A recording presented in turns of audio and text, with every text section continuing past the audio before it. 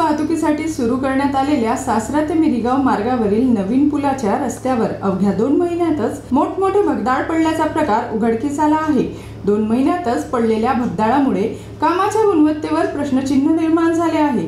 भंडारा जिल्ह्याच्या सासरा ते मिरीगाव हे गाव घनदाट जंगलात वसलेले असून येथे हिंस्र प्राण्यांचा वावर आहे। नागरिकांना दळणवळणासाठी रस्ते पूल चांगले राहावे हे शासनाचे प्रयत्न असले तरी काही भ्रष्ट कंत्राटदारामुळे गुणवत्तेनुसार काम होत नाही, त्यामुळे याचा त्रास सर्वसामान्य जनतेला करावा लागत आहे। डांबरीकरणाने 2 महिन्यापूर्वी हा काम झालेला आहे आणि रस्त्यावर गड्डे पडले आहेत, याची सुधारणा झाल्या पाहिजे। हा काम सुरळीत न झाल्यास ठेकेदारावर कारवाई करण्यात यावी। आता 2 महिन्याच्या पूर्वी बनला, 2 महिन्यापूर्वी बनला, तर हा जो भगदाड पडलेला हा म्हणजे कमीत कमी 1.5 महिना झाला। 1.5 महिना झाला।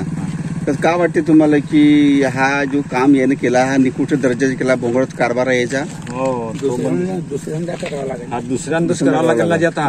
हो, अच्छा, हा एक चुरी टाकला याच्यामध्ये, डांबरीकरण केला याच्यानंतर नाही का अजून दुसऱ्याहून हा डांबरकोट येणार आहे असे म्हणजे म्हणत होते। आता जीबी न्यूजचे प्रत्येक अपडेट मिळवून घेण्यासाठी तुम्ही आमच्या चॅनलला लाईक करा, सबस्क्राईब करा आणि शेअर करा, तसेच बेल आयकॉनला सुद्धा प्रेस करा। आपला जिल्हा, आपली बातमी, जीबी न्यूज भंडारा।